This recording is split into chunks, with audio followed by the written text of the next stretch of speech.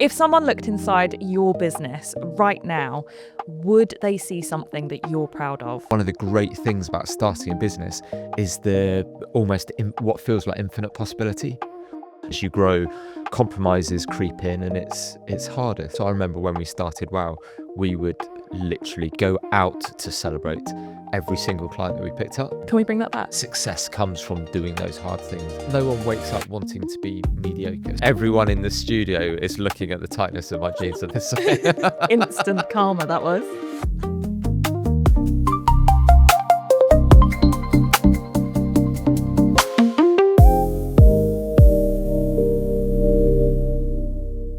If someone looked inside your business right now, would they see something that you're proud of? Today, we are discussing how to build a business that you're truly proud of. I think that's a really big question. Are you proud of your business? I think we can really easily discard that, but it's a big thing, right? As you grow your business, you get disconnected from it. Everyone that started a business starts to build something. They've got an idea, something that they are inherently proud of. But then as you grow, compromises creep in and it's harder. Things slide, things change, things evolve. It'd be interesting to survey a bunch of business owners and ask, do you truly feel proud of your business? And I don't think there's loads of people that waking up every morning thinking, wow, I'm super proud of what I've done. Not that they're ashamed, but not that they have that same sense of pride that you do when you first start out. I mean, I've started a business, and for me, it wasn't about starting something I was proud of. It was about, actually, I think there's a need for this and I can do it. And I'd love to be able to do it by myself. And if I achieved this, I'd be really proud of it. The other way to look at it is thinking about that initial idea, that initial dream you've got. Are you still as connected to that dream? Is your dream as clear 5-10 years down the line as it was when you started out? YouTube didn't start out as a video streaming platform, did it? Netflix started out posting DVDs, but that core purpose, the purpose that's at the core of that business, the founding idea, I think that's the bit that you can get disconnected from. And that is actually where the secret sauce is to stay connected. Do you think what you become proud of becomes harder to reach? Like, for example, someone who doesn't go for a run might get up one morning, go for a run and be really proud of themselves, but someone that runs 5 days a week is not going to be as proud of that one run, are they? So is it the same with business? So I remember when we started WOW, we would go out to celebrate every single client that we picked up. Can we bring that back? Not in the way that we used to celebrate. That would not be a sustainable way to live.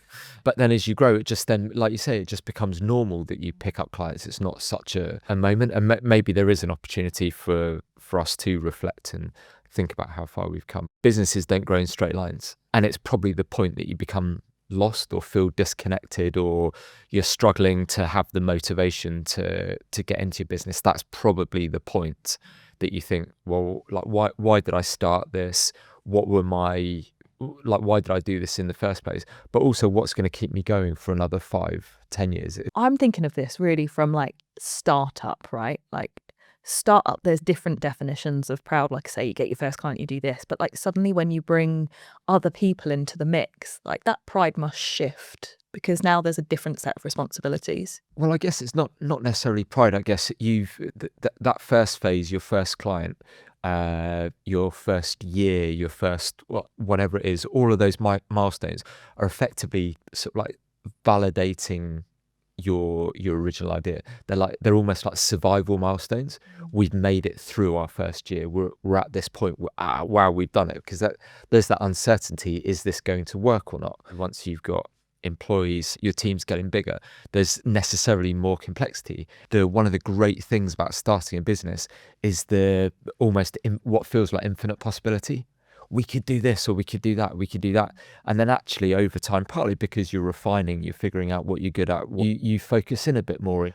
Once you then have 15, 20, 30, 40 staff, what happens is you've got obligation as well. And that to make any change, there's a bunch of people to take with you, but then you also have the responsibility. You've got a load of people's mortgages you're responsible for, and their careers and their livelihoods.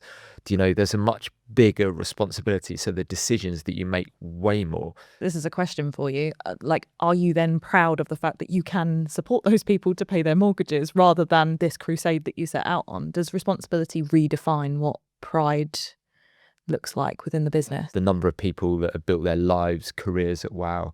We've got people that have graduated with us, they bought their first house, they've got professional qualifications, they've had babies, marriages, whatever, gone through all those life stages with us. And that's just fantastic to see.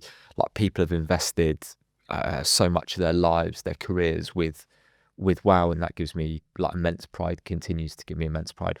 Do you think that there needs to be a diluted sense of purpose to kind of please everyone? If you're pleasing everyone, you're pleasing no one, Paul. You know, I think there should be a really clear purpose from the founder, the leadership team, so that the people who are working within the business can either be on board with that or not. Everyone watching this will be able to relate to the fact that within their organisation or other organisations, there are people who we all know don't share that same purpose, aren't aligned, aren't on the same journey, yet they remain within those organisations because someone at some level is avoiding a difficult conversation. And that is where the drift comes, that is where the compromise comes. And before you know it, as that dynamic continues on, that's where you end up with a business that fundamentally you're a little less proud of than you would have been otherwise. I think it can be hugely toxic if you avoid those difficult conversations. And you can do it in a really kind way as well, right? I'm not just saying like, you know, go in and boot those people out, but I mean like actually a really kind way of bringing everyone together. And fundamentally, if they're in the business and they're not feeling that purpose, they're not aligned with it, then they're not going to be enjoying it themselves. The people working with them aren't going to enjoy it, and the leaders aren't going to enjoy working with them either. When it's hugely toxic, it's obvious and it gets dealt with. You know, if someone makes a massive mistake or screws up on some client work, there will be the difficult conversation that will come. But it's this compromise over time that this person just doesn't really fit with the purpose, but it's never such a big thing. It's never such a big issue that you're kind of like, well, do you know what? Today I'm going to tackle that. But then it's the compound effect of that over time, over multiple conversations, that you end up with this business that's drifted, I think. So how can you tackle that then, do you think? Don't let it happen in the first place. Anyone listening to this that's starting out on their journey, as you grow from here, you will retain that discipline, retain that essence, that sense of crusade to what you're doing, and be prepared to say no to clients, be prepared to say no to people. But if you're kind of experiencing it now and you see this drift, I think it needs a moment, and you need to create a moment. Quite often we see this happen through crises. You know, a business has a tough time, maybe it's had to lay off some people, and actually then you're gifted a moment. You never let a good crisis go to waste. So I think sometimes like a good crisis can be the moment that you can affect the change. But otherwise, you know, if you're sat here like watching Chloe and I chat and you're thinking, well, I really identify with this, create the moment, talk to the senior leaders in your business about what it was that really got you started. What you'll find is the people around you will actually love this, will love that sense of mission and that sense of drive, because you're not just trying to do another month's numbers, another quarter's growth. It's actually this is the mission that we're on, and people come together around that. I think your second option there for me feels more achievable than your first option around just be really disciplined and don't let From the start. because I think, like you said, happens. it doesn't just appear as, okay, that's a really identifiable moment of toxicity. Like, actually, like you say, it's compounding. It's these little things that happen along the way. I worked with someone once who used to say that growth in a business can cause as much stress as reduction. And I used to think of it from like a financial perspective and, you know, behind the scenes, but actually I think culturally as well, you know, growth can cause you to not take that moment and just to roll with it and go, oh, okay, like, you know, we're growing, this is exciting, let's hire more people, let's do this. But actually that's a really clear defining point to go, actually, if we're in the middle of hiring new people or redesigning, reimagining what this business looks like, we should pay attention to this part as well. You're always leading a business that's the biggest business that you've ever operated in. Mm-hmm. And if you started out from day one where you were leading a team of 5 or 10 people, and then all of a sudden you're doing sort of like £5 million worth of revenue, you've got this team, you've got all of these clients, it's massively different. And every year thereafter, you're going to be leading the biggest business that you've ever led. Mm-hmm. Lots of people will be familiar with Simon Sinek and start with why, the power of why. And Simon Sinek actually says that your personal purpose is established in your teenage years and never changes, or very rarely changes. What you're proud of, therefore, will always come back to that core purpose and how well you're delivering on that and living by that. This could be an unpopular opinion, but I'm not sure I agree with Simon Sinek. You can't disagree. You can't. Can I not? Watch me. I mean, maybe it is, because I know part of what Simon Sinek talks about is, you have the same purpose, but you might not unearth what that is. The point is finding your why. Indeed.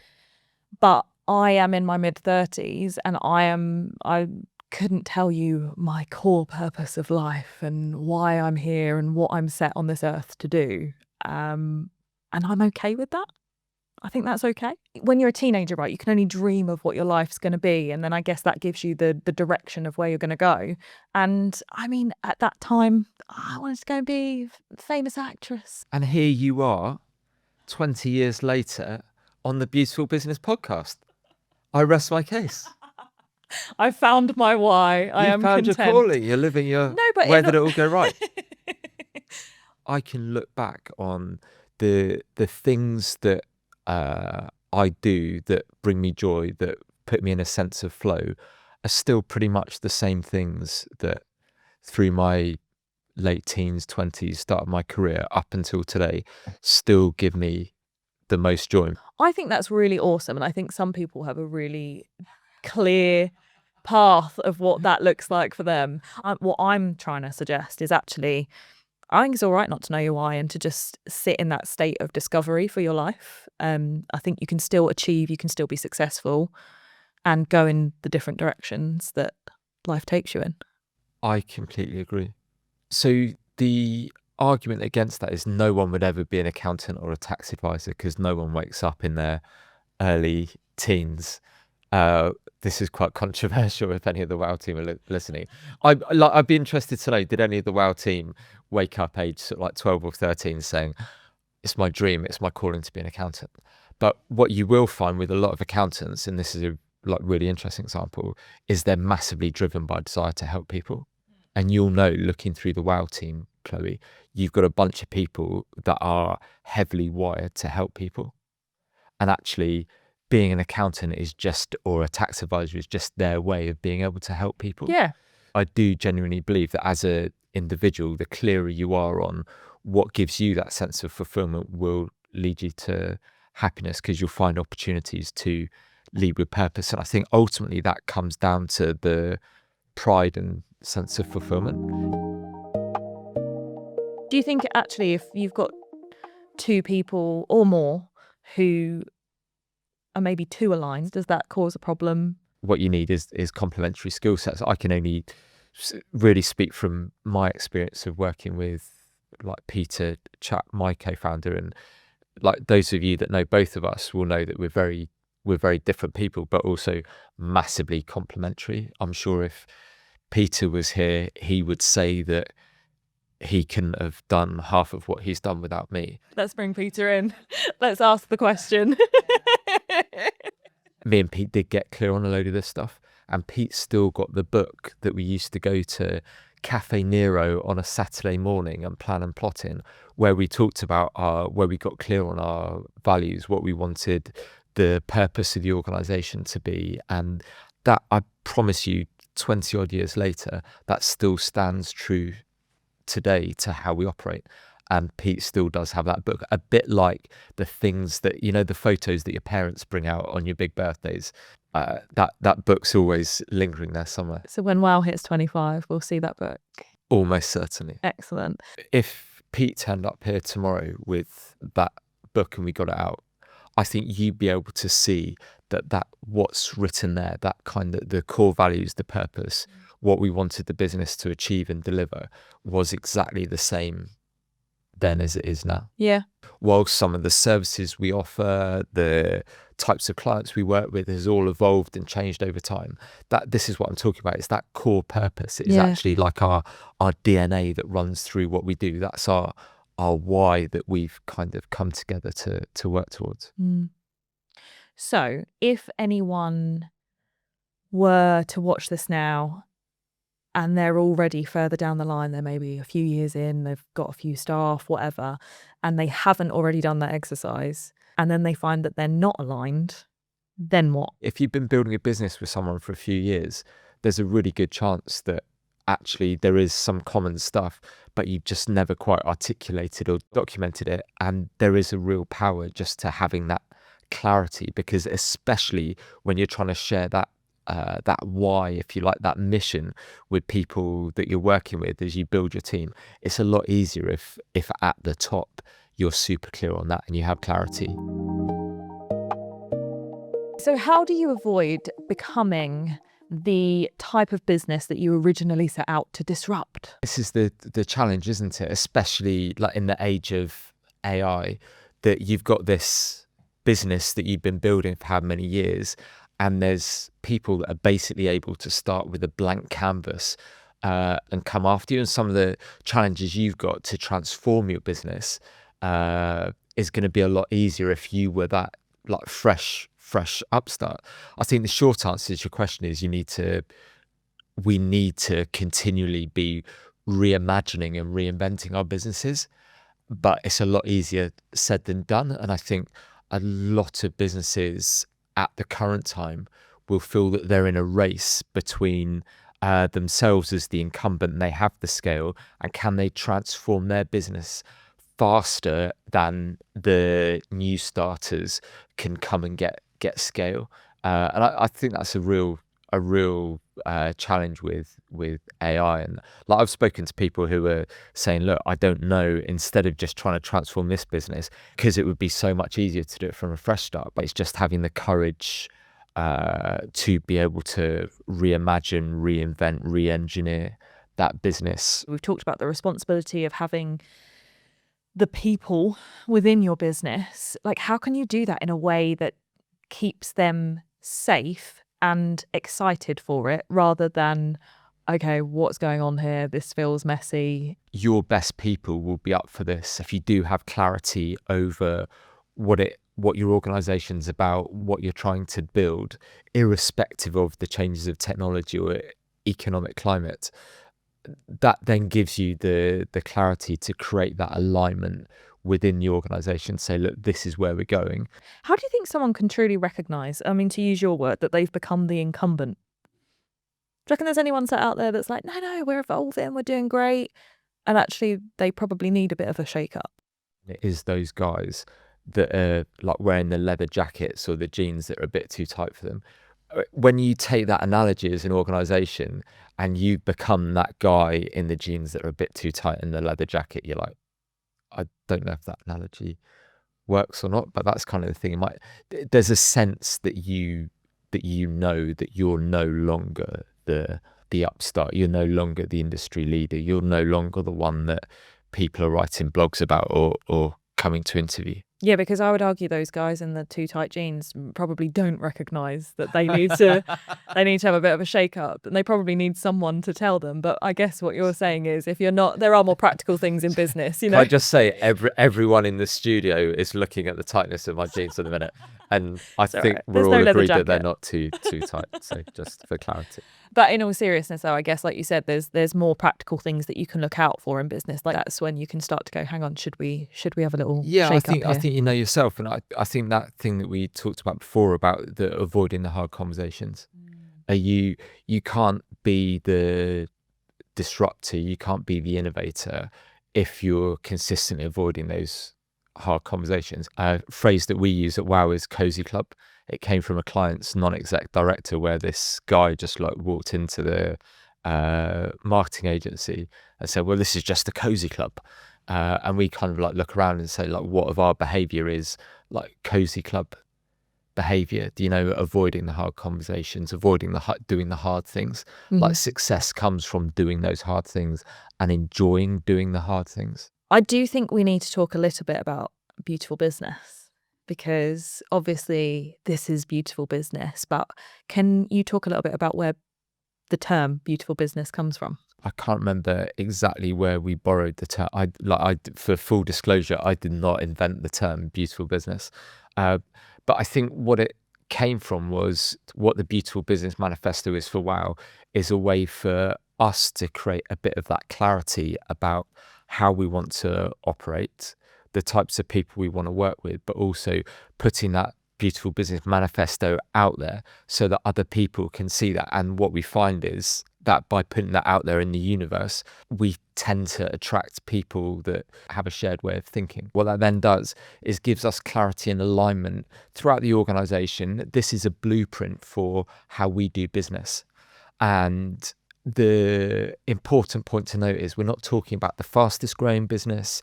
We're not talking about a manifesto for the largest business. We're talking about a manifesto for the most beautiful businesses. Love that. I just thought it was important, if we're talking about businesses that we're proud of, why wouldn't we talk about beautiful business? Peter Chat, co-founder at WOW, he says this thing about get really clear on what you want people to say about your business when you're not in the room. What do people say about you behind your back? I think a big part of building a business you're proud of is starting with the end in mind, getting really clear on what it is you're building, where it is you want to go, so you can touch it, you feel it, you really sense it. One exercise that might be useful is something that I did at WOW in the early days was I wrote a dream customer testimonial. I wrote this email and I sent it to Pete as if it was from, and this was like when we had barely any clients whatsoever, but wrote down the things in detail that I wanted that dream customer to send to us. And I think you can do that at any stage of business. And it's a really easy exercise. You can get people within your business to do it as well, to write that dream customer testimonial, because then you really get to the detail, the real nitty gritty of what it is that matters to you most about a business. I love that idea. People could do that in their lives as well. What do I want people to say about me when I'm not in the room? And then behave that way. So what would you like people to say about you, Chloe? What they already say, Paul, which is that I'm amazing, talented, excellent at what I do. That can all be cut, don't worry. Can we make sure that it's not? We've got some listener questions. Okay. That I'd like to pose to you. So, first one, how do you anticipate a seed of behaviour from your team that goes against your purpose? As you grow, there's a load of stuff that you need to be happy to let go of. And the challenge is, what do you let go of and that's okay, versus what are those hard, difficult questions that we're avoiding? I think you need to be really clear on what matters. And if as the leader of the business, you're getting involved in the nitty gritty, that's probably not the right way to do it. I think it's creating that clarity, and does this behavior fit in with the purpose we've set, the direction we've set, and maybe sometimes let some of this stuff play out, let people make mistakes, but within a contained way. I think certainly the word you used was seed. If you're jumping on the seed of everything that you might not like, I think that's a problem, because actually it might just be that someone's going to achieve the right outcome, but they're just doing it a different way than what you would have done. Yeah. I think it's being really clear on your boundaries, isn't it? Like you said, you don't need to jump on a seed of doubt or a seed of worry, but actually knowing when it gets to that edge and when you need to have that difficult conversation is a boundary that you need to set for yourself. I think that's a really good point. Actually, another question which you kind of touched on there, how do I step back from a business I've built that I'm already proud of? There's some fundamentals that need to be in place that can't happen at a click of a button. The other bit that we see and that everyone will be able to relate to is just the mindset of stepping back and trusting, and once that system's in place and those leaders are there, trusting them to get on with it. And probably, like you said before, Chloe, setting those boundaries so that I am going to check in once a month, or I do want to see these reports, or this is the framework within which we operate. But so there's, in answer to your question, I think there's the fundamentals that need to be in place for the business to operate without you. But there's also a mindset piece as well. Okay, and one that I think you're going to like, actually. We talk about this at WOW a lot. How does high performance play into a business that you're proud of? No one wants to be part of an average performing business, do they? No. No one wakes up. Well, I don't imagine so. Well, no one wakes up wanting to be mediocre. So I think setting a tone of being high performing throughout an organisation is broadly a good thing. I think there's some caveats to that as well, that, you know, quite often high performance can be translated as or seen as meaning working long hours, never stopping, never resting, you know, and that's absolutely not the case. I think that's a big picture. And then actually, what does that mean for each team, each individual? Like, you need to understand what high performance looks like at all levels. Yeah, like down to what does your day-to-day look like, right? Exactly. Yeah. Chloe, thanks so much. I really enjoyed that. Yeah, I agree. Thank you. Join us next time, where we'll be joined by Peter Chapp to talk about growth. Chloe, thanks for that. That was good. I think in terms of feedback, if you could slouch a bit less for the next one, work on your pronunciation.